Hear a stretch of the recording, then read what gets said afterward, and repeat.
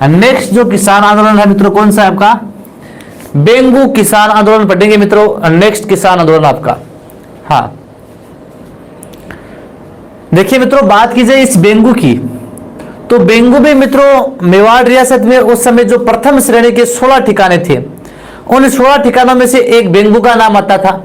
जिस प्रकार बिजोलिया ठिकाना था उसी प्रकार बेंगू भी क्या था, एक ठिकाना था। और वर्तमान में जो आपका बेंगू है ये वर्तमान में कहां पर है, चित्तौड़गढ़ में। यानी बिजोलिया की 16 ठिकानों में से प्रथम श्रेणी के जो 16 ठिकाने थे उनमें से एक ठिकाना कौन सा था मित्रों, बेंगू ठिकाना था, जो वर्तमान में कहां पड़ता है, आपकी चित्तौड़गढ़ में पड़ता है। नमस्कार कविता जी, अंजू जी नमस्कार। तो चित्तौड़गढ़ में पड़ता है मित्रों। यहां पर भी देखिए मित्रों धाकड़ जाति के जाट थे ज्यादातर। यहां पर भी कौन से किसान थे, धाकड़ जाति के जो किसान है, ये धाकड़ जाति के किसान है वो अधिकतर थे। हाँ, इसके अलावा यहां पर जो कर लिए जाते थे मित्रों, वो करों की संख्या 53 थी। कितने कर लिए जाते थे, 53 कर है यहां पर अधिकतर लिए जाते थे। आंदोलन के जो प्रारंभ होने के कारण है कि बेंगू किसान आंदोलन क्यों प्रारंभ हुआ, तो देखिए मित्रों, एक तो इस पर प्रभाव था बिजोलिया किसान आंदोलन का। यानी बिजोलिया किसान आंदोलन ने ही आगे के जो किसान आंदोलन है उनको एक प्रकार से आप बोल सकते हैं कि जन्म दिया था। आगे के किसानों में जो चेतना आई थी, जन जागृति आई थी, वो बिजोलिया किसान आंदोलन को देख रही थी। तो बिजोलिया किसान आंदोलन से प्रभावित कौन सा था मित्रों, बेंगू किसान आंदोलन आपका इससे प्रभावित था। ठीक है, अब बात की जाए वो की वो कर यहां पर लगे थे, बिल्कुल वो की वो कर, जैसे भू राजस्व कर वहां पर लगा था, वहां पर भी बेगार लगी थी। हाँ, इसके अलावा लगान है, करों में वृद्धि है, कुंता जो पद्धति है, कुंता यानी कूंतने की जो पद्धति थी, हाँ यानी पड़े हुए धान का मूल्यांकन, उसे कुंता पद्धति कहते हैं। लाटा कुंता पढ़ा था हमने।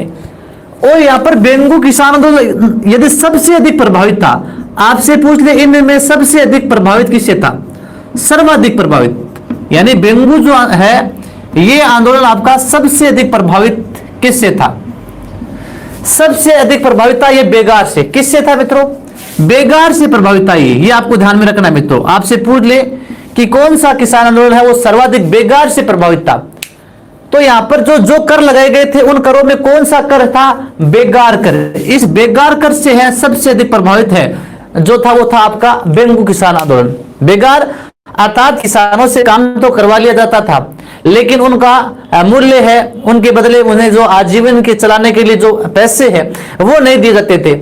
अर्थात उनसे बेगार ली जाती थी लेकिन उन्हें पैसे, उन्हें धन बदले में नहीं दिया जाता था उनकी आजीविका के लिए, तो इसे बेगार कहते हैं।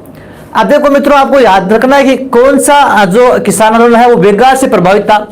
तो आपको ऐसे याद करना, बे से देखो, बे से बेगार और बे से क्या है, देखो मित्रों बेंगू, आसानी से याद हो जाएगा। बे से बेंगू और बे से क्या है, बेगार। अर्थात आपसे एग्जाम में पूछ ले बेगार से सर्वाधिक प्रभावित होने वाला किसान आंदोलन कौन सा था, बेंगू था। ठीक है मित्रों, याद हो जाएगा। हाँ, अब मित्रों आगे बढ़ते हैं। देखिए मित्रों, तो इतना कंफर्म हो गया, चित्तौड़ में है वर्तमान बेंगू, धाकड़ जाति के यहाँ पर किसान है वो सर्वाधिक थे। 53 प्रकार के कर लिए जाते थे, वो के वो कर यहाँ पर भी जुड़े हुए थे और सर्वाधिक प्रभावित है ये बेगार कर से, ये सर्वाधिक प्रभावित था। अब मित्रों आगे बढ़ते हैं। देखिए मित्रों, यहाँ पर सबसे पहले मित्रों 1921 में भीलवाड़ा का एक स्थान पड़ता है वर्तमान में मेनाल। मेनाल कहां पर, अभी भीलवाड़ा में। तो मेनाल के भेरुकुंड नामक स्थान पर, कहां से स्टार्ट होता है यह आंदोलन, मेनाल के भेरुकुंड नामक स्थान से। और भेरुकुंड नामक स्थान पर है वो किसान एकत्रित होते हैं। मेनाल के भेरुकुंड नामक स्थान से है किसान क्या होते हैं मित्रों, एकत्रित होते हैं। और ये जो किसान है वो एकत्रित होकर किसके पास जाएंगे, जो राजस्थान सेवा संघ के थे विजय सिंह पथिक। तो ये सभी किसान किससे मिलते हैं, विजय सिंह पथिक से मिलते हैं। कब, 1921 में। और 1921 में विजय सिंह पथिक कहां पर थे, वो तो बिजोलिया का आंदोलन कर रहे थे। तो यहां पर ये किसान सभी मिलकर जाते हैं विजय सिंह पथिक से कि आप हमारे बेंगू किसान आंदोलन का क्या कीजिए, नेतृत्व कीजिए। लेकिन यहां पर विजय सिंह पथिक ने एक व्यक्ति को भेजा और व्यक्ति का नाम था राम नारायण चौधरी। कौन था, राम नारायण चौधरी। विजय सिंह ने पथिक जी ने कहा कि चौधरी जी आप है इस बेंगू किसान आंदोलन का क्या कीजिए मित्रों, नेतृत्व कीजिए। तो विजय सिंह पथिक ने बेंगू किसान आंदोलन का नेतृत्व करने के लिए किसे भेजा मित्रों, राम नारायण चौधरी। किसे भेजा मित्रों? राम नारायण चौधरी को है बेंगू किसान आंदोलन का यहां पर है नेतृत्व करने के लिए भेजा गया था। यह आपको ध्यान में रखना है, ठीक है। हाँ, अब देखिए मित्रों, राम नारायण चौधरी के साथ एक व्यक्ति और भी था, नाम रखो तो याद रखना, सत्य भगत। कौन था? सत्य भगत भी इसके साथ था, ठीक है। तो विजय सिंह पथिक के कहने पर 1921 में बिजोलिया बेंगू किसान आंदोलन का नेतृत्व कौन करता है? राम नारायण चौधरी करता है। कौन करता है मित्रों? राम नारायण चौधरी यहां पर, चलो यहां पर नेतृत्व है, इसने कमान संभाल ली। साथ में इसके साथ एक व्यक्ति और आ गया, सत्य भगत, ठीक है। अब देखिए मित्रों, जो राम नारायण चौधरी है ये यहां पर आता है और मेवाड़ का एक दीवान था उस समय, दामोदर लाल। कौन था? दामोदर लाल। मेवाड़ के दीवान उस समय थे दामोदर लाल। इस दामोदर लाल से मिलता है कौन? राम नारायण चौधरी है, वो इस समय है दामोदर लाल से मिलता है। और दामोदर लाल से है मित्रों जो किसानों की समस्याएं बताता है।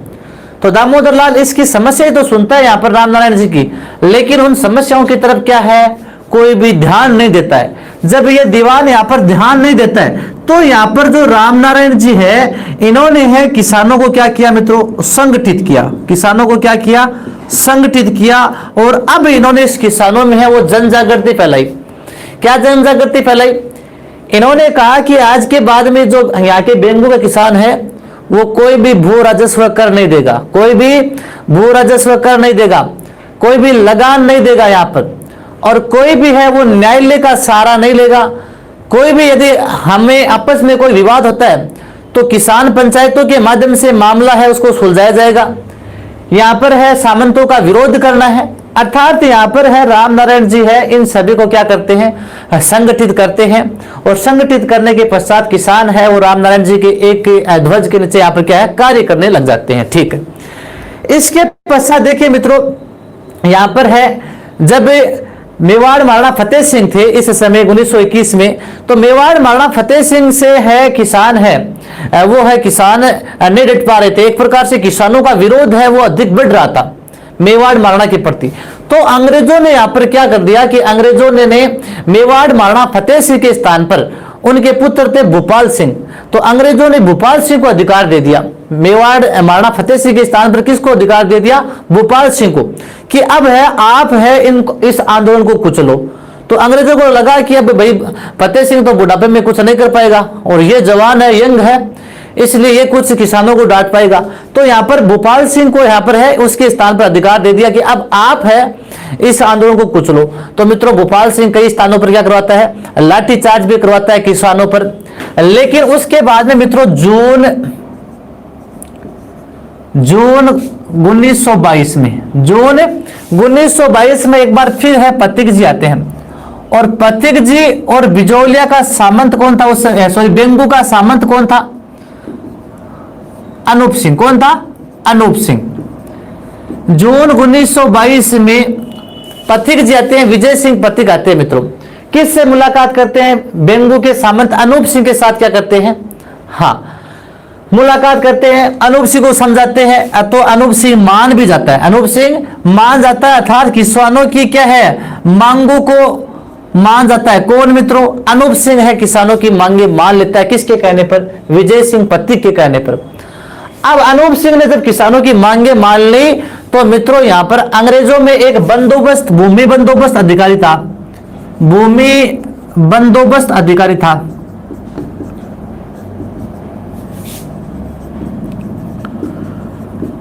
जिसका नाम था ट्रेंच। कौन था? ट्रेंच। ये ट्रेंच है मित्रों, भूमि बंदोबस्त अधिकारी था यहां पर बेंगू में। इस ट्रेंच ने क्या कहा? इस ट्रेंच ने जो अनूप सिंह और यहां पर किसानों के मध्य जो समझौता हुआ उस समझौते को क्या कहा इसने? बोलशेविक समझौता कहा। क्या कहा? बोलशेविक समझौता। अर्थात बात की जाए इस बोलशेविक समझौता क्या, देखिए इस ट्रेंच ने किसानों और अनूप सिंह के मध्य जो समझौता हुआ था उस समझौते को मानने से इनकार कर दिया। किसने? ट्रेंच ने। ट्रेंच ने कहा कि यह तो बोलशेविक समझौता है। अर्थात, नमस्कार अम्बेडकर जी, अर्थात जिस प्रकार रूस में बोलशेविक पार्टी ने वहां की सरकार को झुका दिया था उसी प्रकार यहां पर तो किसानों ने एक सामंत को झुका दिया है।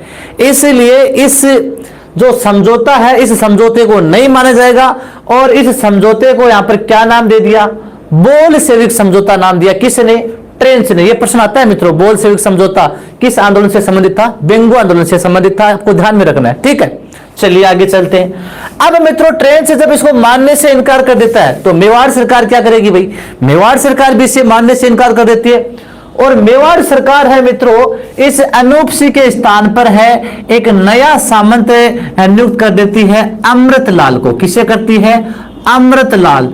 और वो अमृतलाल है जो को नाम ही अमृत हो को लेकिन बदमाश प्रवृत्ति को बहुत हो, ठीक है। तो मेवाड़ सरकार है अनूप सिंह के स्थान पर किसे सामंत नियुक्त कर देती है? अमृतलाल को एक नया प्रशासक नियुक्त करती है। यहाँ पर सामंत के स्थान पर एक नया प्रशासक नियुक्त कर देती है, यहाँ पर है बेंगू इस आंदोलन में, ठीक है। अनूप सिंह को यहाँ पर बुला फुसला कर उदयपुर ले जाया गया और उदयपुर में वहां पर इनको नजरबंद कर दिया। तो अनूप सिंह तो आगे दिखा ही कोई नहीं। अब आगे कौन आसी? अमृतलाल आसी और अमृतलाल खुद एक बदमाश प्रवृत्ति को आदमी हो, ठीक है। अब देखिए मित्रों ये जो ट्रेंच है इस ट्रेंच की अध्यक्षता में किसानों की समस्याओं को सुलझाने के लिए यहां पर ट्रेंच आयोग का गठन हुआ। यह प्रश्न भी आया मित्रों, ट्रेंच आयोग का संबंध है वो किस किसान आंदोलन से था? ट्रेंच आयोग का संबंध किस किसान आंदोलन से था मित्रों? वो बेंगो किसान आंदोलन से था, ये आपको ध्यान में रखना है, ठीक है। अब देखिए मित्रों यहां पर भूमि बंदोबस्त अधिकारी ट्रेंच है, इसी के नाम पर ट्रेंच आयोग का गठन होता है। कहते हैं कि हाँ ये जो ट्रेंच है ये यहां पर है किसानों की समस्या सुनने के लिए जाएगा। किसानों की समस्या सुनने के लिए कहां पर जाएगा ये ट्रेंच? ये जाएगा बेंगू में। कहां पर जाएगा? बेंगू में जाएगा। हाँ भाई किसानों की समस्या सुनकर आओ। लेकिन किसानों का देखो यहां पर जो एक बात ध्यान रखना, जो ट्रेंच है वो सबसे पहले आया था 13 जून 1923 को। कब आया था? 13 जून 1923 को आया था। कौन मित्रों? ट्रेंच आया था 13 जून 1923 को है किसानों की समस्या सुनने के लिए। अब मित्रों किसानों का जो प्रमुख केंद्र था, किसानों का जो प्रमुख केंद्र था वो प्रमुख केंद्र बेंगू न होकर एक गांव था, प्रमुख केंद्र था किसानों का रायता गांव। कौन सा था? बेंगू में पड़ता था एक रायता गांव। तो किसानों का प्रमुख केंद्र कौन सा था मित्रों? किसानों का प्रमुख केंद्र रायता गांव था। कौन सा था? रायता गांव। तो किसान चाहते थे कि जो ट्रेंच है वो हमसे मिलने के लिए कहां पर आई? ट्रेंच हमसे मिलने के लिए रायता गांव में आई। लेकिन है ट्रेंच कहता है कि मैं तो आऊंगा तो कहां पर आऊंगा? बेंगू में ही आऊंगा, मैं तो रायता में आ जाऊं, कोई काल आऊं। कौन बोलियो? ट्रेंच बोलियो। तो किसान बोले तू रायतम ना हो तो ठीक है मैं भी तेरी मांगा कोई मानांगा को नहीं, तू धारा कि तू हर किसी रिपोर्ट बना ले जाओगे, मैं कौन मानांगा। तो ट्रेंच कहता है रिपोर्ट तो मेरी चलेगी। तो ट्रेंच है मित्रों किसान तो इंतजार करते हैं 13 जून को कहां पर? रायते में। और ट्रेंच कहां जाता है 13 जून को? यह जाता है बेंगू में। अब बेंगू में आकर ट्रेंच अपने आधार पर रिपोर्ट बनाकर ले जाता है। अपने आधार पर क्या है? रिपोर्ट बनाकर ले जाता है। कौन? ये ट्रेंच। और रिपोर्ट में कहता है कि किसानों पर जो कर है वो वाजिब है। यहाँ पर है कर है वाजिब है और जबरदस्ती किसानों से क्या है? लगान वसूली जाती है यहाँ पर, ठीक है। इसके पश्चात देखिए मित्रों जब किसानों से मिलने के लिए रायता गांव में ना आकर बेंगू में आकर अपने आप ये कर लगाकर चला जाता है। अर्थात अपने आप है यहाँ पर है इसने कर लगा दिए यहाँ पर कि ठीक है मैं जाकर आया हूं बेंगू में, किसानों पर कोई अत्याचार नहीं हो रहा है, ठीक है उनके 1-2 कर है वो 1-2 कर माफ कर दो, बाकी सभी कर है वो सही है। तो यहाँ पर झूठी रिपोर्ट देता है कौन? ये ट्रेंच। इसके पश्चात इसी रिपोर्ट के विरोध में 1 महीने बाद में 13 जुलाई 1923 को 13 जुलाई 1923 को मित्रों यहां पर है देखिए इसी बेंगू में एक गांव पड़ता था यहां पर गोविंदपुरा गांव। कौन सा था?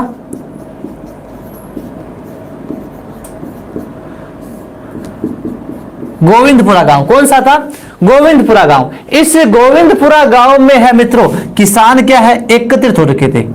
गोविंदपुरा गांव में है वो किसान क्या हो रहे थे? एकत्रित हो रखे थे। और ट्रेन आता है। कौन आता है यहाँ पर? ट्रेन आता है। ट्रेन आपका सागा की ले सागे ले प्रशासक अमृतलाल ने बोले तू भी आज सागा अमृत वर्षा क्या आज। तो ट्रेंच और अमृतलाल दोनों आते हैं यहाँ पर गोविंदपुरा गांव में। किसानों की सभाएं चल रही थी और यहाँ पर ट्रेंच है इस सभा को है इतर बितर होने का आदेश देता है कि या तो है अभी आप यहां से है इतर बितर यानी भाग जाइए, अन्यथा मैं क्या चलाऊंगा, गोलियां चलाऊंगा। तो यहां पर किसान कहते हैं कि तू गोली चला चाहे बम चला, मैं तो हटूं, आज हल्ला ही बनी। तो इस प्रकार ट्रेंच का कहना नहीं मानते किसान, जब इसका कहना नहीं मानते हैं तो यहां पर ट्रेंच है वो गोलियां चलवाता है। अमृतलाल भी इसके साथ में था। और यहां पर दो किसान आप जानते होंगे नाम, रूपा जी व करपा जी धाकड़ जाट थे। तो ये रूपा जी और करपा जी क्या हो गए मित्रों, शहीद हो गए।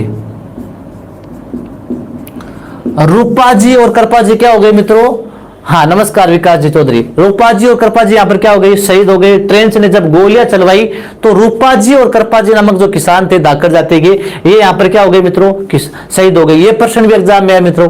रूपा जी और करपा जी का संबंध किस किसान आंदोलन से था, वो भी बेंगू से था। ठीक है मित्रों। इसके पश्चात देखिए मित्रों, हाँ 1900 कुछ समय पश्चात यहां पर देखिए रामनारायण चौधरी और सत्य भगत को राजस्थान सेवा संघ है इसकी रिपोर्ट के लिए भेजता है, रिपोर्ट तैयार कीजिए। तो समाचार पत्रों के माध्यम से बेंगू किसान आंदोलन को प्रकाशित किया जाता है। जैसे राजस्थान केसरी आता है आपका, नवीन राजस्थान आता है, जिसे तरुण राजस्थान भी कहते हैं। प्रताप जो समाचार पत्र था कानपुर से गणेश शंकर विद्यार्थी प्रकाशित करता था, उन समाचारों में भी इसका क्या है, बेंगू किसान आंदोलन को प्रकाशित किया गया था। लेकिन उन समाचार पत्रों पर भी क्या लगा दी मित्रों, रोक लगा दी। इसके पश्चात मित्रों देखो 10 सितंबर 1923 को, 10 सितंबर 1923 को मित्रों यहां पर हाँ एक व्यक्ति थे फतीक जी, इन फतीक जी को क्या कर लिया, कैद कर लिया। फतीक जी को कैद की सजा सुना दी, कितने वर्ष की, 5 वर्ष की।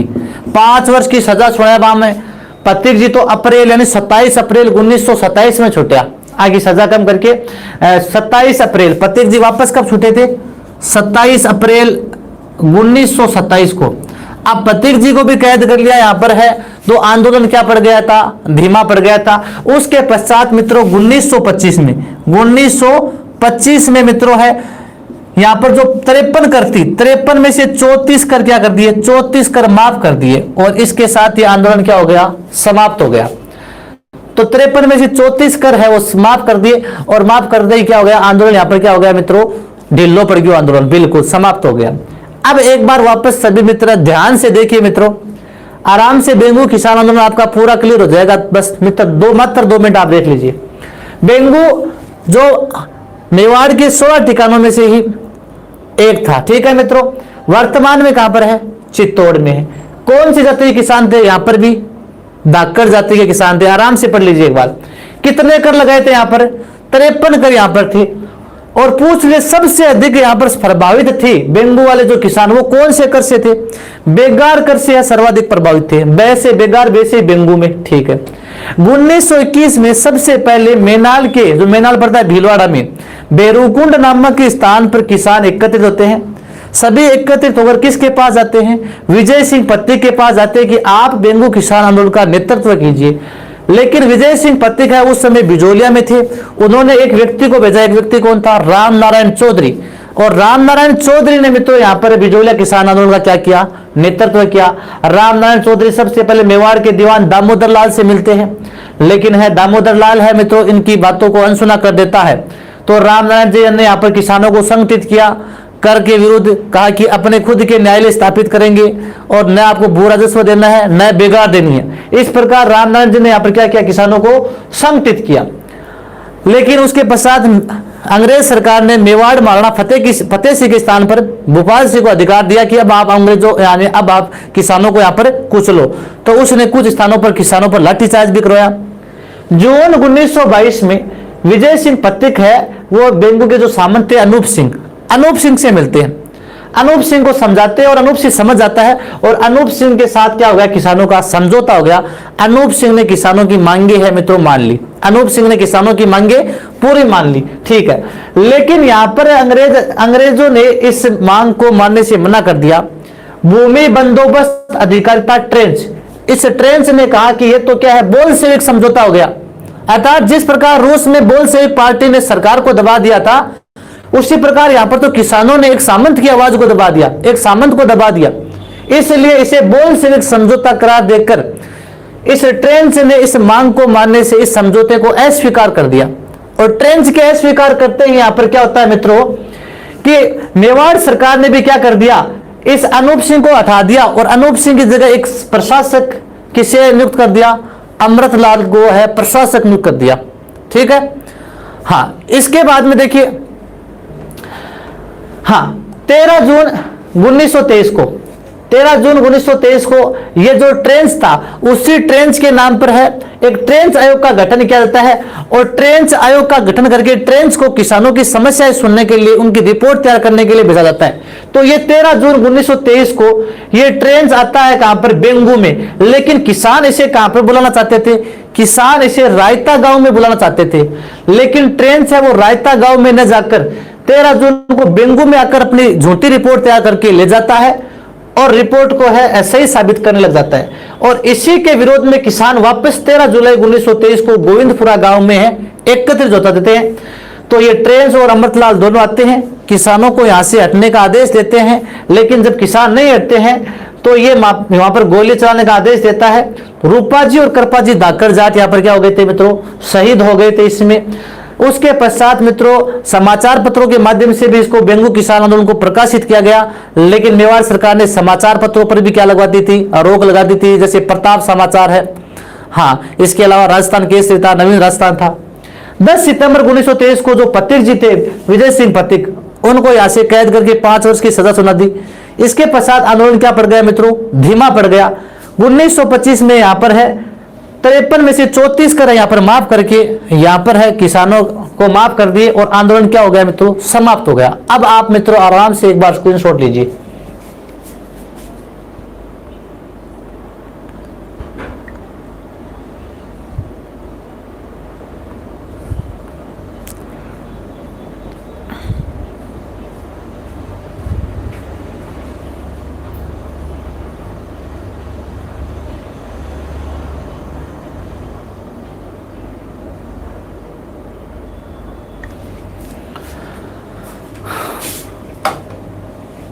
ले लिया स्क्रीनशॉट। अगले की तरफ बढ़े, एक छोटा सा और है, बूंदी किसान के बाद में डाबी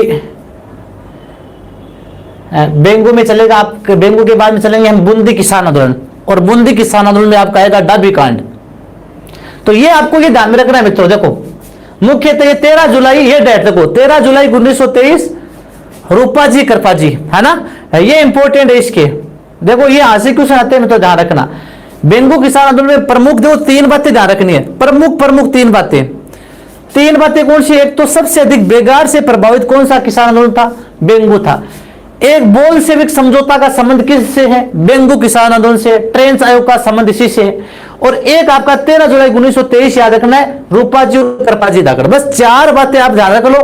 बेंगू किसान आंदोलन में यदि क्वेश्चन आएगा मित्रों तो यहां से लगभग 90% आपका ऐसे आएगा। ठीक है, चले आगे, चलिए।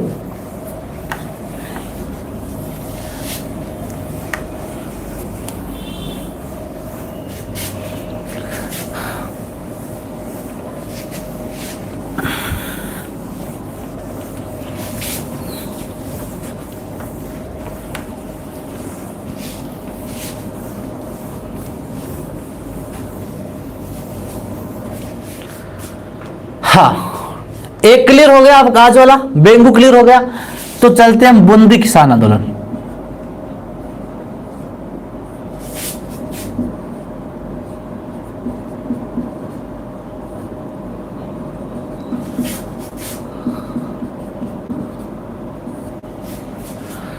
नेक्स्ट कौन सा है मित्रों? हाँ बिल्कुल बूंदी, चालू अब बूंदी किसान आंदोलन। हाँ बिल्कुल, यहां पर भी मित्रों बात की जाए कि वही आपके कारण क्या थे? वो कारण थे? भू राजस्व अधिक, बेगार, लगान, इनसे क्या थे? ये सारे प्रभावित थे। हाँ, इन सभी से प्रभावित थे। तो किसान थे वो भू राजस्व अधिक लगा दिया था, बेगार से भी प्रभावित थे, लगान से प्रभावित थे यहां पर। और यहां पर मित्रों देखो डाबी, बरड़, बरुंगन व गरदड़ा, ये बूंदी के स्थान थे। डाबी, बरड़, बरुंगन और गदड़ा, इन स्थानों पर है वो किसान पंचायत बनी। क्या बनी इन स्थानों पर? किसान पंचायत का क्या हुआ मित्रों? गठन हुआ। किसान पंचायत का क्या हुआ मित्रों? गठन हुआ। और ध्यान में रखना मित्रों, यहां पर जो बूंदी किसान आंदोलन है, हाँ, उसने महिलाओं ने क्या लिया था? भाग लिया। किसके नेतृत्व में? अंजना देवी चौधरी। राम नारायण जी की पत्नी थी अंजना देवी चौधरी। राम नारायण जी की पत्नी कौन थी? हाजी निमोचना भी पढ़ा दे एक बार में जगदीश जी। हाँ, अंजना देवी चौधरी के नेतृत्व में यहां पर महिलाओं ने भी क्या लिया था? भाग लिया था। अब देखिए मित्रों, बूंदी किसान आंदोलन का मुख्यतः जो नेतृत्व किया था सबसे पहले, तो नेतृत्व में एक नाम आता है नैनूराम शर्मा। कौन आता है? नैनूराम शर्मा। बूंदी किसान आंदोलन का जो नेतृत्व किया था वह नैनूराम शर्मा थे, जो हाड़ौती सेवा संघ के प्रमुख थे। हाड़ौती सेवा संघ से संबंधित थे। हाँ बिल्कुल। बूंदी में मित्रों जो कर की संख्या थी, वो कर कितने लगते थे? 25 कर लगते थे। कितने लगते थे यहां पर? करों की संख्या यहां पर कितने थी? 25 कर थे। नेतृत्व यहां पर नैनूराम शर्मा ने किया। और मित्रों जो नैनूराम शर्मा है, इस नैनूराम शर्मा ने किसानों को संगठित किया। इन्होंने कहा कि हम लगान नहीं देंगे, खादी का प्रयोग करेंगे और स्वदेशी वस्तुओं का प्रयोग करेंगे, बाहरी वस्तुओं को अपनाएंगे नहीं। शराबबंदी का इन्होंने निर्णय लिया। खुद के न्यायालय स्थापित करेंगे यहां पर। और इसी के साथ साथ मित्रों समाचार पत्रों में भी ये प्रकाशित हुआ। बूंदी भी देखो, वही आपका इसमें नवीन राजस्थान या तरुण राजस्थान था। ठीक है, नवीन राजस्थान या तरुण राजस्थान। इसके अलावा जो प्रताप समाचार था, राजस्थान केसरी था, उन समाचार पत्रों में भी यहां पर है बूंदी किसान आंदोलन को भी क्या करवाया गया? प्रकाशित करवाया गया था। तो नैनूराम शर्मा ने किसानों को क्या किया मित्रों? यहां पर किसानों को संगठित किया।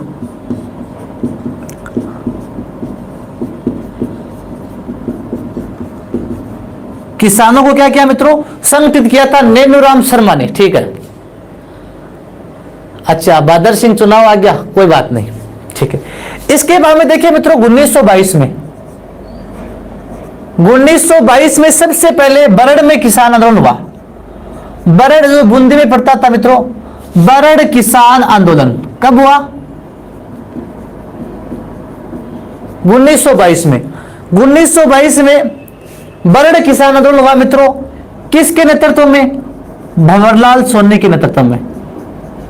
जो प्रज्ञाचक्षु भंवरलाल थे ना, भंवरलाल सोनी के नेतृत्व में मित्रों यहां पर बरड़ किसान आंदोलन हुआ था बूंदी में। 1922 में हुआ था। भंवरलाल जी को यहां पर गिरफ्तार कर लिया गया था, लेकिन लोगों की भीड़ ने है भंवरलाल जी को फिर मित्रों यहां से छुटा लिया था। तो यहां पर पहले बरड़ में आंदोलन हुआ था, छोटा सा मित्रों यहां पर। हाँ बिल्कुल, बिजोलिया के पास में, यह बिल्कुल सही है शैली जी, बूंदी में पड़ता है आपका। तो भंवरलाल सोनी ने 1922 में यहां पर बरड़ के किसानों का नेतृत्व किया। और यहां पर मेवाड़ सरकार, जो बूंदी की सरकार आती है, भंवरलाल जी को गिरफ्तार कर लेती है। लेकिन यहां पर है जो भीड़ थी वो भंवरलाल जी के साथ थी, और भीड़ ने भंवरलाल जी को वापस यहां से छुटा लिया था। इसके पश्चात देखिए मित्रों जो 14 नवंबर 1922 को, 14 नवंबर 1922 को है मित्रों जो नैनूराम जी है, नैनूराम जी ने भी गिरफ्तार कर लिया। नैनूराम जी को भी क्या कर लिया मित्रों? गिरफ्तार कर लिया। हाँ, अब देखिए मित्रों 2 अप्रैल 1923, ये डेट ध्यान रखनी है। 2 अप्रैल 1923 को यहां पर होता है डाबी कांड। क्या होता है? डाबी कांड। इसे डाबी कांड कहते हैं मित्रों। डाबी कहां पड़ती है? आपकी बूंदी में पड़ती है। 2 अप्रैल 1923 को यहां पर डाबी कांड होता है। डाबी में क्या हो रही थी? एक सभा हो रही थी। डाबी में क्या हो रही थी मित्रों? सभा। और डाबी कहां पड़ती है? आपकी बूंदी में पड़ती है डाबी। डाबी में क्या हो रही थी मित्रों? किसानों की सभा हो रही थी। और यहां पर है मेवाड़ रियासत की तरफ से, अंग्रेज सरकार की तरफ से एक व्यक्ति आता है, इकराम हुसैन। कौन आता है? इकराम हुसैन। और ये इकराम हुसैन है मित्रों, यहां पर गोलियां चलवाता है। क्या चलवाता है? गोलियां चलवाता है। हाँ, तो मेवाड़ सरकार की तरफ से मित्रों 2 अप्रैल, यहां पर बूंदी सरकार की तरफ से 2 अप्रैल 1923 को है इकराम हुसैन आता है। और डाबे में जो लोग सभाएं कर रहे थे सामंतों के विरुद्ध, भू राजस्व कर के विरुद्ध, यहां पर जो सभाएं चल रही थी, उसी समय इकराम हुसैन पहुंचता है 2 अप्रैल 1923 को, यहां पर गोलियां चलाने का क्या देता है? आदेश देता है। तो यहां पर भी 2 व्यक्ति थे, एक तो नानक जी भील। कौन थे? नानक जी भील। एक थे देवीलाल गुर्जर। कौन थे? देवीलाल गुर्जर। और नानक जी भील है मित्रों, इस समय एक गीत गा रहे थे, झंडा गीत। कौन सा गीत गावा? झंडा गीत गावा। और झंडा गीत गाता गाता कहीं के लागी? गोली लागी और अटैक किया गया, तो शहीद हो गया। तो जब इकराम हुसैन ने यहां पर गोलियां चलाने का आदेश दिया, तो नानक जी भील और देवीलाल गुर्जर क्या हो गए मित्रों? दोनों है क्या हो गया? शहीद हो गया, शहीद हो गए। इसके पश्चात मित्रों इस नानक जी भील पर जो माणिक्यलाल वर्मा है, माणिक्यलाल वर्मा है या वर्मा जी है, इन्होंने एक गीत भी लिखा था। कौन सा गीत लिखा? अर्जी गीत। कौन सा लिखा? अर्जी गीत। नानक जी भील को समर्पित, नानक जी भील को समर्पित है। यहां पर जो देवीलाल गुर्जर है, इन्होंने कौन सा गीत लिखा था? अर्जी गीत भी लिखा था। ठीक है मित्रों, इसके पश्चात इस आंदोलन की भी जानकारी लेने के लिए राम नारायण चौधरी को भेजते हैं। राम नारायण चौधरी यहाँ पर आते हैं। यहाँ पर है बूंदी में शासक के द्वारा यहाँ पर एक कमेटी का भी निर्धारण होता है, लेकिन कुछ भी यहाँ पर रियायत नहीं, रियायत है वो किसानों को किसी प्रकार की रियायत नहीं मिलती है। ठीक है, बिल्कुल पंछीड़ा गीत इन्होंने गाया था, लेकिन वो बिजोलिया किसान आंदोलन में गाया था। वर्मा जी, मैंने पढ़ाया था आपको बिजोलिया किसान आंदोलन में वर्मा जी ने कौन सा गाया था? पंछीड़ा गीत गाया था।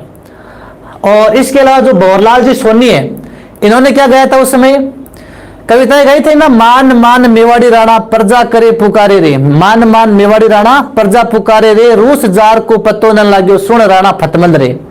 अर्थात रूस का जो जार था उसका भी कुछ नहीं हो पाया था, तो तू तो क्या है राणा, यहां पर तो तेरा भी कुछ नहीं बटने वाला है। तो ये किसने कहा था? भंवरलाल जी सोनी ने कहा था। ठीक है, ठीक है। तो यहां पर मित्रों है अर्जी गीत गाया था। ठीक है, इसके पश्चात देखिए मित्रों 1927 में, 1927 में राजस्थान सेवा संघ में क्या हो गया? अंतर्विरोध हो गया। राजस्थान सेवा संघ में क्या हो गया था? अंतर्विरोध हो गया था, आपस की लड़ाई ले बैठी। तो राजस्थान सेवा संघ के जो कार्यकर्ता थे, सदस्य थे, जो राम नारायण जी थे, माणिक्यलाल वर्मा जी थे, या जमनालाल बजाज थे, प्रतीक जी थे, इनमें आपस में क्या हो गया था? मतभेद हो गया था, अंतर्विरोध हो गया था। तो इनमें आपस में अंतर्विरोध होने के कारण क्या हो गया मित्रों? यह आंदोलन भी क्या हो गया? वहीं पर आंदोलन क्या हो गया मित्रों? दब गया। ठीक है, चलिए आगे एक बार वापस देख लीजिए, इसमें प्रमुख क्या है वो भी बता देंगे। ठीक है, बूंदी किसान आंदोलन, भू राजस्व कर, बेगार लगान, ये सभी से ये भी प्रभावित था। 25 प्रकार के यहां पर कर लिए जाते थे किसानों से। ठीक है, डाबी, बरड़, बरंगन और गदरा में पंचायतें हुई। महिलाओं ने भी यहां पर अंजना देवी चौधरी के नेतृत्व में भाग लिया था। यहां पर जो इस किसान आंदोलन का मुख्य नेतृत्व नैनूराम शर्मा ने किया था, हाड़ौती सेवा संघ के प्रमुख थे। किसानों को यहां पर संगठित किया, किसानों को यहां पर है सामंतों के विरुद्ध जो भावनाएं वो भड़काई उन्होंने। 1922 में बरड़ किसान आंदोलन भंवरलाल जी सोनी के नेतृत्व में हुआ था। 14 नवंबर 1922 को नैनूराम जी को गिरफ्तार कर लिया। उसके पश्चात 2 अप्रैल 1923 को डाबी में सभा हो रही थी। इसी समय इकराम हुसैन आता है, गोलियां चलवाता है। नानक जी भील जो झंडा गीत गा रहे थे, देवीलाल जी गुर्जर, ये दोनों क्या होते हैं? शहीद हो जाते हैं। नानक जी को समर्पित माणिक्यलाल वर्मा ने अर्जी गीत गाया। 1927 में राजस्थान सेवा संघ के कार्यकर्ताओं में आपस में क्या होती है? अंतर्विरोध के कारण ये क्या होता है मित्रों? आंदोलन धीमे पड़ जाता है। तो आराम से लीजिए एक बार इसका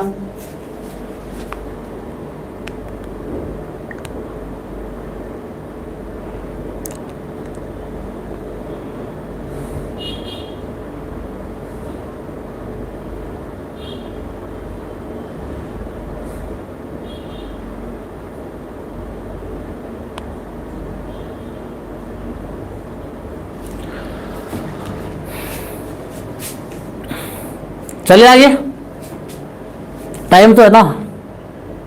हाँ आराम से एक और हो जाएगा, निमुचना हो जाएगा।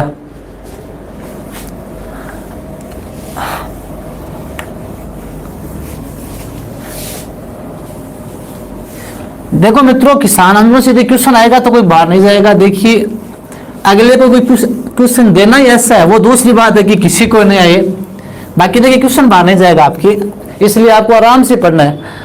हाँ, एक एक किसान आंदोलन को आराम से लेना। अभी आज 2 लिए, मुझे उम्मीद है कि आज वाले दोनों आपके कंप्लीट हो गए होंगे, है ना, दोनों आपके कंप्लीट हो गए होंगे, उम्मीद करता हूं आज वाले। इसके बाद में अलवर किसान आंदोलन।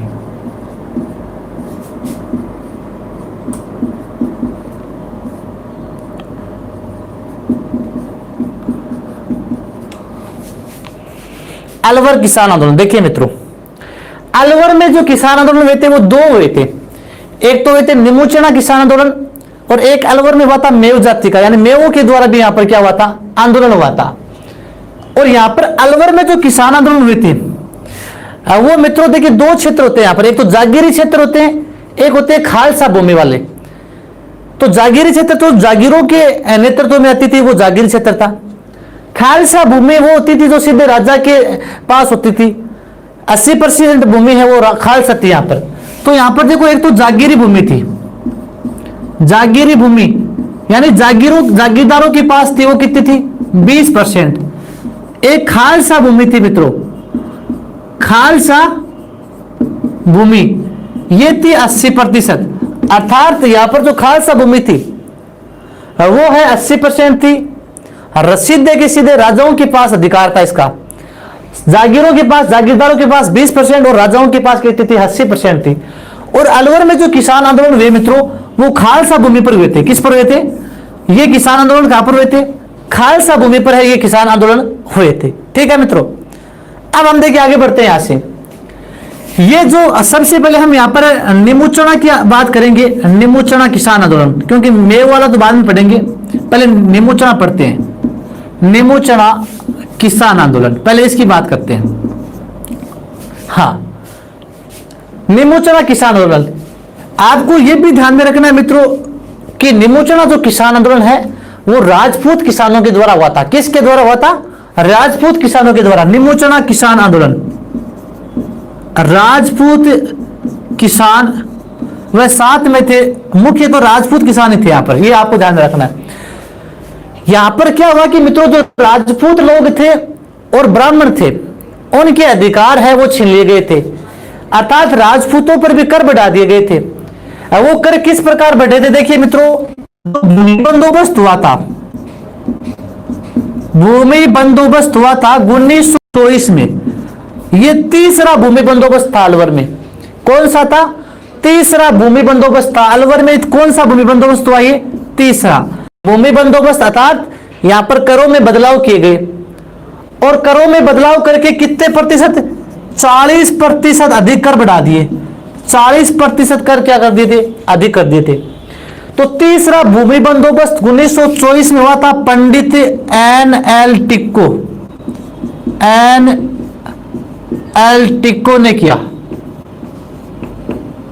इससे पहले भी मित्रों 2 भूमि बंदोबस्त और हुए थे। 1876 में पाउलर ने किया था, 1900 में किया था डायर ने। ठीक है, यह तीसरा भूमि बंदोबस्त था, 1924 में हुआ था। पंडित NL टिक्को ने यहां पर 40% क्या बढ़ा दिए थे, कर बढ़ा दिए थे। और राजपूत और जो ब्राह्मण होते थे उनके अधिकार हैं यहां पर छीन लिए गए थे। पहले है राजपूतों पर कर नहीं लगता था, क्योंकि राजपूत है वो सैन्य सहायता देते थे, यानी रियासतों को सैन्य सहायता देते थे, सैनिकों के रूप में सहायता देते थे। और ब्राह्मण थे, जानो हो पुरोहित होता, भाई फेरा फाड़ा करवाता, जना बापर कर कौन लागतो। तो राजपूतान पर तो बिया कर कौन लागतो, क्योंकि सैनिक सहायता देता, सैन्य के रूप में, सैनिक के रूप में। और ब्राह्मण पुरोहित वगैरह होता, जहां पर बिया कर कौन लागतो। तो इन दोनों पर क्या है, कर नहीं लगते थे। और यहां पर अलवर में क्या कर दिया, तीसरा भूमि बंदोबस्त हुआ, तो यहां पर करों में बढ़ोतरी कर दी, राजपूत और ब्राह्मणों पर है वो कर क्या है, वो बढ़ा दिए यहां पर। इसलिए यहां पर राजपूत और ब्राह्मण क्या हो गए, इनसे नाराज हो गए थे। और ये यहां पर ध्यान रखना। बाकी हम देखते ज्यादा देखो जाट आते हैं, गुर्जर भी आते हैं, मेव भी आते हैं, लेकिन पूछ रहे कि राजपूतों ने यहां पर जो आंदोलन किया था वो कहां पर किया था, अलवर में किया था, ये आपको ध्यान रखना है। ठीक है, हाँ, पहले तो अंजुजिन भाई बोल दो, कना कहीं बोल रहे हैं बाय बाय जावा जावा। ठीक है अंजू जी, हाँ जा सकते हो आप, ठीक है। इसके पश्चात देखिए मित्रों, तीसरा भूमि बंदोबस्त जब होता है, हाँ एनएल टिको के द्वारा है, हाँ बिल्कुल यहां पर है 40% कर बढ़ा दिए तो सभी क्या हो जाते हैं यहां पर, हाँ नाराज हो जाते हैं, किसान यहां पर नाराज हो जाते हैं। इसके पश्चात यहां पर कुछ किसान थे, देखिए मित्रों, किसान थे देखिए मित्रों रघुनाथ सिंह, किसान का नाम था माधो सिंह, रघुनाथ सिंह, माधो सिंह, गोविंद सिंह, अमर सिंह,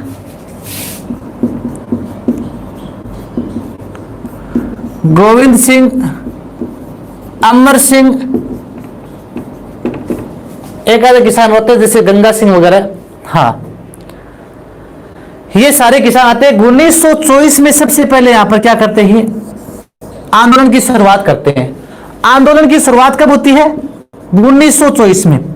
आंदोलन की शुरुआत कब होती है, 1924 में। रघुनाथ सिंह, माधो सिंह, गोविंद सिंह ये किसान है यहां पर, हाँ बिल्कुल सैनी जी आंदोलन की शुरुआत करते हैं।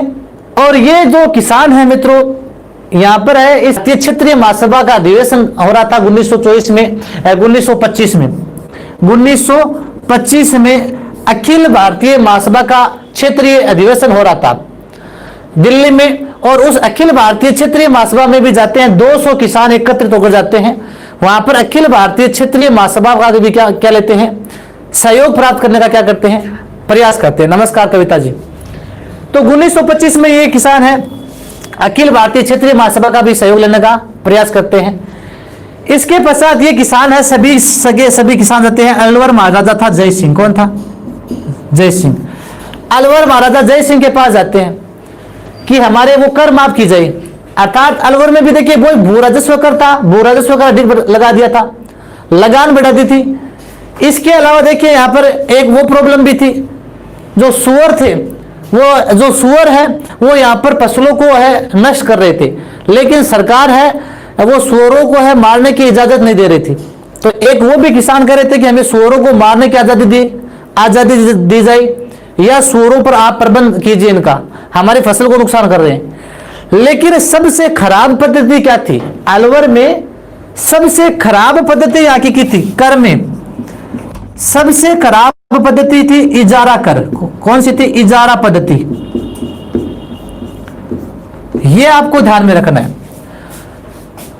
अलवर में सबसे जो खराब पद्धति थी यहां पर कर की, वो थी एक इजारा पद्धति। यह आपको इस प्रकार बेगार याद करी थी आपने, बेगार बे से बूंदी।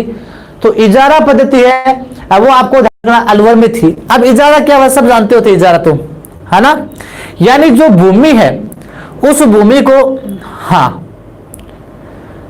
उस भूमि को क्या है, किसी भी व्यक्ति को है इजारे दिया जाता था। यानी भूमि का है 2 वर्ष के लिए या 1 वर्ष के लिए है मूल्य तय होता था कि जो भी व्यक्ति उस भूमि का ज्यादा मूल्य आंकता था वही उस भूमि पर क्या करता था, खेती करता था। तो इजारा पद्धति के अनुसार जो भी किसान है जितनी रकम अधिक देता था वही उस भूमि पर क्या करता था, खेती करता था। बोलते हैं इजारा दे दियो, मैं तो अब की बार मारो खेत में तो इजारा दे दियो ना, बांटा दे दियो, जो भी है।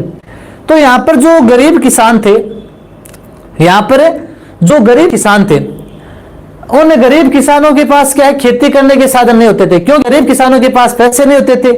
जो पैसे वाले लोग हैं वो भी खेती कर पाते थे, वो इजारा ले लेते थे, अर्थात ज्यादा रकम देकर है खेती कर लेते थे पैसे वाले किसान तो। लेकिन गरीब है वो इजारे बेचारा कितना रुपए लगा सकता है। अब गांव में जाकर आपके गांव में बोली लगाई जाए कि जैसे आपके गांव में बोली नहीं लगती कि जैसे जोड़ होता है, उस जोड़ क्षेत्र की जो खेजड़ियां वगैरह होती है उन खेजड़ियों की बोली लगती है जैसे 1100 1200 जो भी 1000 2000 रुपए लगती है, आपने बोली लगाई होगी।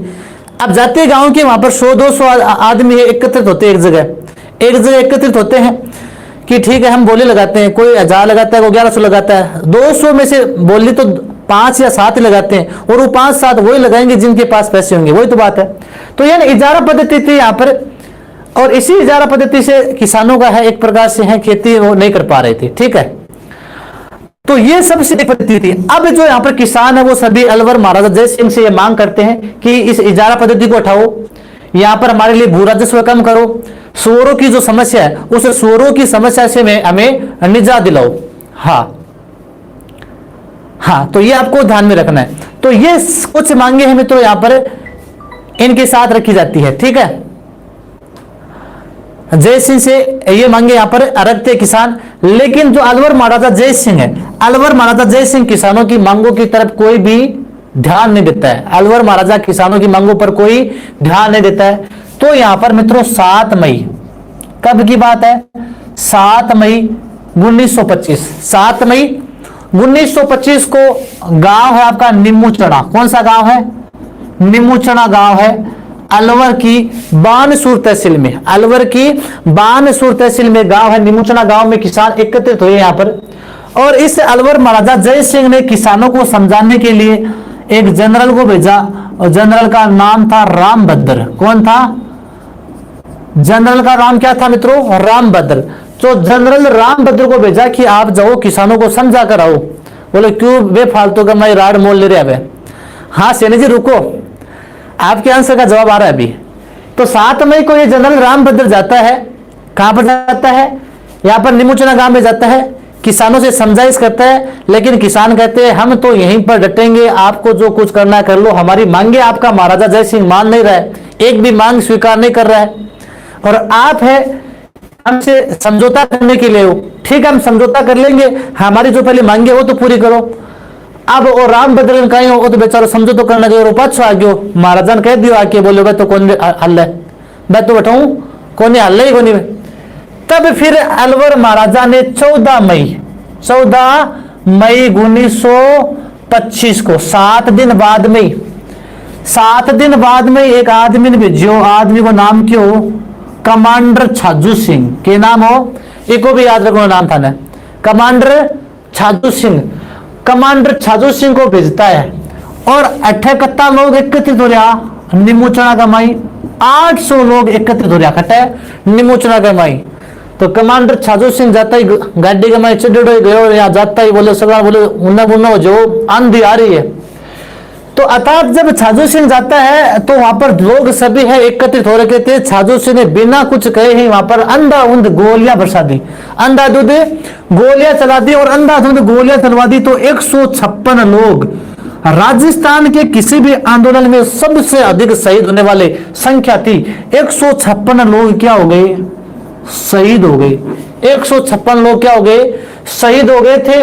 39 लोगों को यहां पर क्या कर लिया? 39 लोगों को गिरफ्तार कर लिया। 156 किसान है वो यहां पर क्या हो गए थे मित्रों? अलवर में क्या हो गए थे? शहीद हो गए थे। हाँ ये आपको ध्यान में रखना है।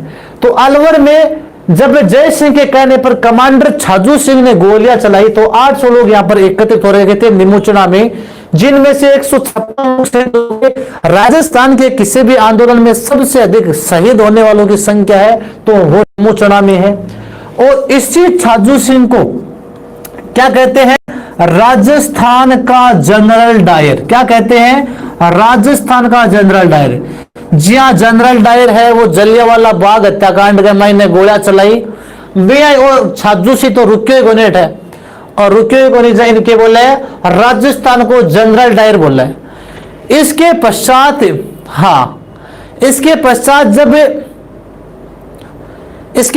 जब इस घटना का पता चलता है किसको? महात्मा गांधी जी को। किसको पता चलता है? गांधी जी को। गांधी जी को इस घटना के बारे में पता चलता है। तो मित्रों गांधी जी का एक समाचार पत्र था यंग इंडिया। कौन सा था? Young India. गांधी जी का समाचार पत्र था यंग इंडिया, और यंग इंडिया समाचार पत्र में गांधी जी ने इसे क्या कहा है? जलियांवाला बाग से भी हत्या भयानक, जलियांवाला बाग हत्याकांड से भी भयानक। ओ प्रश्न भी मित्रों कई बार पूछे है, ओ प्रश्न भी सुनील जी कई बार पूछे है। क्यों सैनी जी?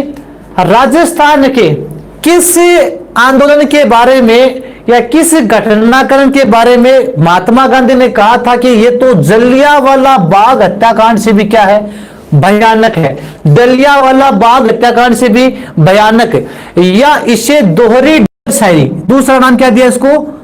दोहरी डायर शाही। क्या नाम दिया? इसे दोहरी डायरशाही नाम दिया। किसने? महात्मा गांधी ने इसे क्या कहा? दोहरी डायरशाही कहा। हाँ, तो डबल डिटेंड, हाँ इस प्रकार से इंग्लिश में बोलते हैं दोहरी डायरशाही। तो ये भी आपको ध्यान में रखना है। तो इसके पश्चात मित्रों इसी किसान आंदोलन में जो निमोचना का आंदोलन था, इसका सबसे पहले जो प्रकाशन हुआ था तरुण राजस्थान में। कब हुआ था? तरुण राजस्थान जो समाचार था, हाँ नवीन राजस्थान का नाम था तरुण राजस्थान। और इसी तरुण राजस्थान ने मित्रों है इस समाचार को है मुख्य रूप से प्रकाशित किया। और इसके पश्चात एक समाचार था प्रताप, जो गणेश शंकर विद्यार्थी का था ना कानपुर से। इन दोनों ने इस समाचार पत्रों को इनको क्या किया था मित्रों? प्रकाशित किया था। इसके पश्चात मित्रों ये जो अलवर का महाराजा है जय सिंह, अलवर का महाराजा जय सिंह है, इसने 3 व्यक्तियों की एक जांच कमेटी भी बैठाई। भाई जांच करो की।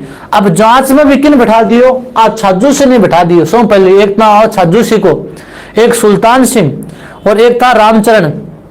तो छाजू सिंह, सुल्तान सिंह और रामचरण, इन 3 व्यक्तियों की क्या बैठाता है? कमेटी बैठाता है। कौन? ये जय सिंह। अब थाने दे रहा व्यक्ति जखाई कांड करके आया, अभी तो मार के आया लोग की कमेटी का मैं बैठ जाना क्या न्याल कर देसी। तो ये लोग तीनों क्या करते हैं? लिपापोती करते हैं। यहाँ पर क्या करते हैं? सिर पे लिपापोती करके आ जाते हैं। बोलो ठीक है, हो गयो देखी कर आगे देख श्या।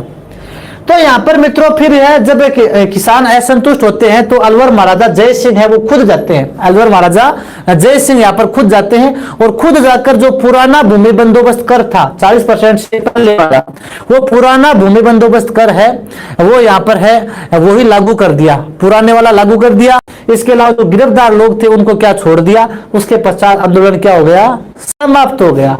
एक बार वापस देख लीजिए मित्रों, कंप्लीट हो जाएगा आपके आराम से।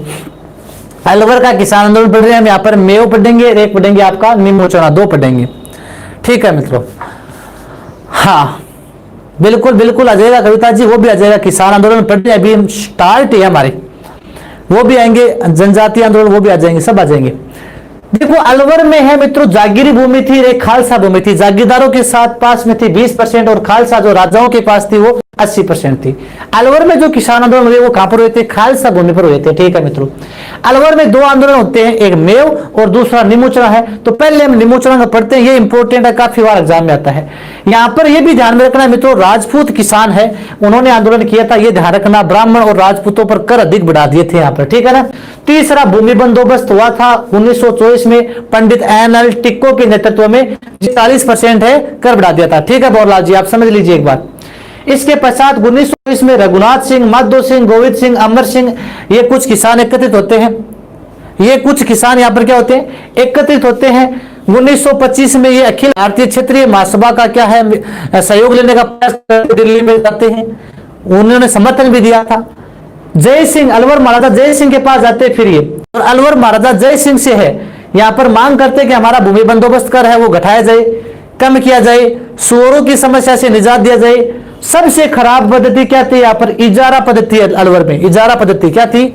अलवर में इजारा पद्धति, इजारा यानी खेतों को इजारा दिया जाता था। जिसके पास अधिक पैसे होते थे वो अधिक बोली लगाकर खेतों में बुआई करते थे। ठीक है, इससे गरीब किसानों का शोषण होता था। ठीक है, इसके पश्चात मित्रों जब है यहां पर है जय सिंह मांगे नहीं मानता है तो सभी किसान 7 मई 1925 को निमोचना गांव में एकत्रित होते हैं। तो इन किसानों से समझौता करने के लिए जय सिंह ने जनरल रामभद्र को भेजा, लेकिन जनरल रामभद्र यहां पर है खाली हाथ लौट आता है, कुछ समझौता नहीं हो पाता है। तो वापस 14 मई 1925 को अब की बार जय सिंह ने किसे भेजा? छाजू सिंह को भेजा, इसी निमोचना गांव में जो बानसूर तहसील में अलवर में। यहां पर 800 लोगों की सभा हो रही थी और ये जनरल जो इसके बाद छाजू सिंह जाता है कमांडर, ये छाजू सिंह बिना कुछ कहे ही 800 जो निहत्ते लोग थे उन पर अंधाधुंध फायरिंग शुरू कर देता है। बिल्कुल इसी के बारे में बताऊंगा, मैं बिल्कुल बताऊंगा। अंधाधुंध फायरिंग शुरू कर देता है। 156 लोग हैं वो शहीद हो जाते हैं यहाँ पर। ठीक है, 39 लोग गिरफ्तार हुए थे। और इसी समय राजस्थान में सबसे अधिक शहीद होने वाले जो आंदोलन में संख्या थी वो यहीं पर थी। इस छाजू सिंह को राजस्थान का जनरल डायर कहते हैं। पूरे भारत में ये जो निमोचना वाला हत्याकांड है ये पूरे भारत में उसमें फैल गया था। गांधी जी का एक समाचार पत्र था यंग इंडिया, और यंग इंडिया में गांधी जी ने इसे क्या कहा था? जलियांवाला बाग से भी हत्याकांड कहा। इसे दोहरी डायरशाही की संज्ञा दी थी गांधी जी ने। तरुण राजस्थान और प्रताप समाचारों में इसका प्रकाशन हुआ था। इसके बाद इस जय सिंह ने कमेटी भी बनाई थी इस छाजू सिंह के नेतृत्व में और इसे रामचरण और सुल्तान सिंह के नेतृत्व में, लेकिन कोई भी निष्कर्ष नहीं निकला। तो जय सिंह खुद गए नीमूचड़ा में और खुद जाकर जय सिंह ने यहाँ पर किसानों की मांग स्वीकार की और वहां पर है आंदोलन को समाप्त करवाया। अब जिस प्रकार आप शनि जी कह रहे हो, एक नाम आता है सीताबाई का। किसका नाम आता है? सीताबाई। इसका भी नाम ध्यान रखना, पूछ ले भाई सीताबाई का संबंध है वो किससे था? तो सीताबाई मित्रों अलवर किसान आंदोलन में एक किसान था रघुनाथ सिंह। कौन था? रघुनाथ सिंह। इस रघुनाथ सिंह की बेटी थी। कौन थी? सीताबाई। कौन थी? अलवर किसान आंदोलन में रघुनाथ सिंह की बेटी थी। और इस सीताबाई का क्या रोल था? सीताबाई का यह रोल था जब अंग्रेज यहां पर है नीमूचड़ा में गोलियां बरसा रहे थे। अंग्रेज है, संगीता जी बहुत लेट हो गए। इंपोर्टेंट आपके आज 3 जो है हमने टॉपिक 3 आंदोलन पढ़ लिए इंपोर्टेंट। तो यहां पर देखिए मित्रों ये सीताबाई क्या करती है जब, हाँ बिल्कुल यहां पर है जब अंग्रेज गोलियां बरसा रहे थे, अंग्रेज गोलियां बरसा रहे थे यहां पर इस समय, तो इसी समय ये सीताबाई आती है नीमूचड़ा में और रघुनाथ सिंह की बेटी है।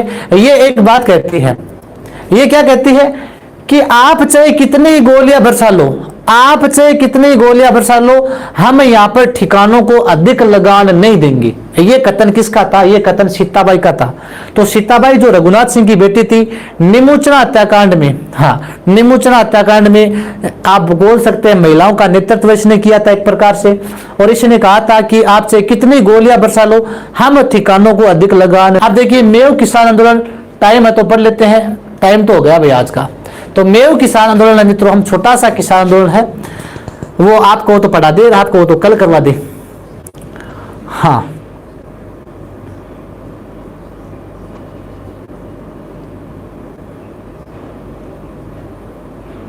करवा दे या कल करवाए? मेव किसान आंदोलन छोटा सा ये एकदम 5 मिनट का, करवा दे क्या? पढ़ा दे बिल्कुल।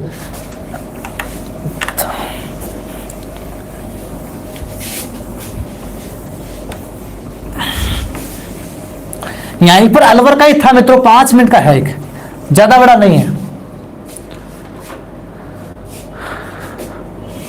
हाँ अब देखिए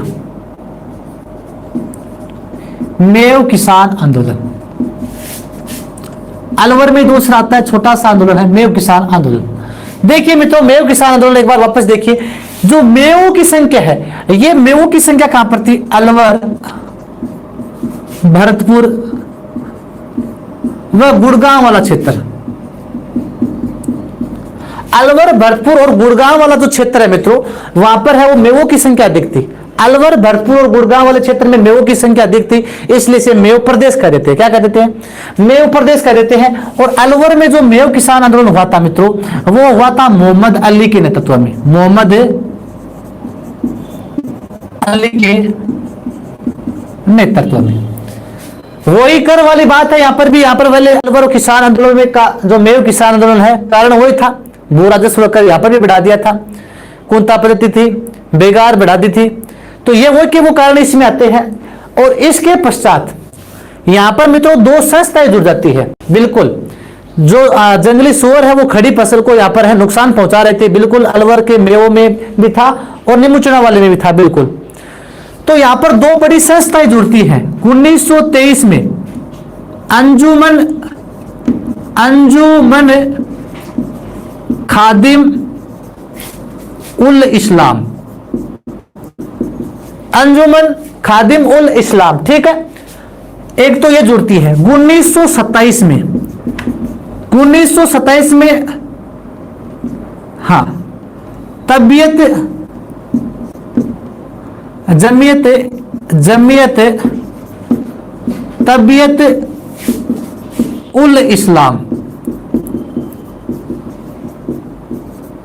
2 संस्थाएं जुड़ जाती है मित्रों। यहां पर देखो, एक तो है 1923 में अंजुमन खादिम उल इस्लाम, 1927 में जुड़ती है जमीयत तबीयत उल इस्लाम। ये दोनों संस्थाएं मित्रों मुसलमानों के अधिकारों की रक्षा के लिए यहां पर है आवाज उठाती है, अर्थात कहते हैं कि यहां पर मुसलमानों के लिए है अलग से व्यवस्था की जाए, मुसलमानों के लिए अलग से व्यवस्था की जाए यहां पर। और मुसलमानों को है आरक्षण दिया जाए, नौकरियों में व्यवस्था की जाए, अलग से उनके स्कूल खोले जाए, मुसलमानों के लिए जो मस्जिद बनी है उस मस्जिद पर सरकार का कोई भी नेतृत्व न करे, सरकार का कोई नेतृत्व न हो, तो मस्जिद है वो फ्री हो, अर्थात मुसलमानों के लिए यहाँ पर नेतृत्व किया गया। इसके पश्चात मित्रों इस मोहम्मद अली के साथ है दो व्यक्ति और जुड़ जाते हैं। मोहम्मद अली के साथ दो व्यक्ति और जुड़ जाते हैं। एक तो गुड़गांव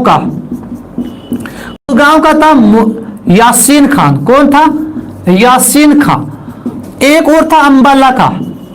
अंबाला का कौन था? सैयद भीख नारंग। सैयद भीख नारंग। ये दो व्यक्ति और जुड़ जाते हैं इसी के साथ, यानी इसी मोहम्मद अली के साथ गुड़गांव का यासीन खान जुड़ता है, अंबाला का सैयद भीख नारंग। ये तीन व्यक्ति थे, मोहम्मद अली अलवर से, गुड़गांव से यासीन खां, अंबाला से सैयद भीख नारंग। ये तीनों व्यक्ति है मित्रों है इस आंदोलन को क्या है आगे बढ़ाते हैं। इसके पश्चात मित्रों अलवर महाराजा जय सिंह। अलवर का महाराजा कौन था? जय सिंह। ये जय सिंह एक जांच कमेटी बैठाता है। हाँ, जांच कमेटी भी बैठाता है। जैसे गणेश लाल था, दुर्जन सिंह था, गजनाफर अली था। तो गणेश लाल, दुर्जन सिंह और गजनाफर अली के नेतृत्व में एक जांच कमेटी बैठाता है। लेकिन यहाँ पर यासीन खां, जो यासीन खां था ना गुड़गांव वाला, इस यासीन खां ने अलवर महाराजा जय सिंह की जांच कमेटी को क्या कर दिया? मानने से इनकार कर दिया कि हम आपकी जांचों को, कोई आपकी जांच कमेटी का कोई भी है निर्णय नहीं मानेंगे। इसके पश्चात यहाँ पर मित्रों सांप्रदायिक दंगे भड़कने लगे। सांप्रदायिक दंगे हैं भड़कने लगे। और जो इस आंदोलन को मित्रों जो नेशनल मुस्लिम कॉन्फ्रेंस है उसमें भी यहाँ पर सहयोग प्राप्त होने लगा। इसके पश्चात जब अंग्रेजों को पता चला तो अंग्रेजों ने मित्रों यहाँ पर क्या किया? अंग्रेजों ने 1933 में अलवर महाराजा को क्या कर दिया? निष्कासित कर दिया। अलवर महाराजा को अंग्रेजों ने निष्कासित कर दिया। अलवर महाराजा जय सिंह चले गए पेरिस, और पेरिस में उनकी क्या हो गई? मृत्यु हो गई थी। ठीक है मित्रों, इसके पश्चात अंग्रेजों ने है इन मेवों के साथ है, हाँ, अंग्रेजों ने इन मेवों के साथ समझौता किया, कहा कि आपका जो कर वगैरह वो कम कर दिया जाएगा, विशेष अधिकारी की नियुक्ति की जाएगी। और इसके पश्चात अंग्रेजों ने समझाकर है मेवों का किसान आंदोलन समाप्त करवा दिया। तो एक बार वापस देख लीजिए, 5 मिनट में लगेगी, 2 मिनट का है, वापस देखिए। मेव, अलवर, भरतपुर और गुड़गांव में मेव जाति की यहाँ पर संख्या थी, तो इसलिए इसे मेव प्रदेश कहते हैं। यहाँ पर मोहम्मद अली जो अलवर का था, इसके नेतृत्व में आंदोलन हुआ था। 1923 में अंजुमन खादिम उल इस्लाम, 1927 में जमीयत तबलीग या तबीयत उल इस्लाम, ये दो है यहाँ पे दो संस्थाएं जुड़ती है जो मुसलमानों में है एकता या जन जागृति फैलाती है। मुसलमानों के लिए अलग स्कूल खोले जाए, अलग उनके लिए आरक्षण की व्यवस्था की जाए, नौकरियों में उनके लिए अलग जो मस्जिदें खोली जाए, और जो उर्दू भाषा है उसको बढ़ावा दिया जाए। तो ये आपको है यहाँ पर ये कुछ संस्थाएं मांग करती है। इसके पश्चात है इसी आंदोलन में गुड़गांव के यासीन खां है वो जुड़ जाते हैं, अंबाला के सैयद भीख नारंग जुड़ जाते हैं। और उसके पश्चात अलवर महाराजा जय सिंह ने कमेटी बनाई, लेकिन यासीन खान ने कमेटी का क्या कर दिया? बहिष्कार कर दिया। उसके पश्चात अंग्रेजों ने 1933 में अलवर महाराजा जय सिंह को क्या कर दिया? निष्कासित कर दिया। क्या कर दिया? निष्कासित कर दिया। और उसके पश्चात है मित्रों इनका जो मांगे वो पूरी कर दी। ये भी ध्यान रखना, सांप्रदायिक दंगे यहाँ पर भड़के थे, तो सांप्रदायिक दंगे इसी किसान आंदोलन में भड़के थे। तो धन्यवाद मित्रों, आज इतने होगा, मिलते हैं कल नेक्स्ट क्लास में।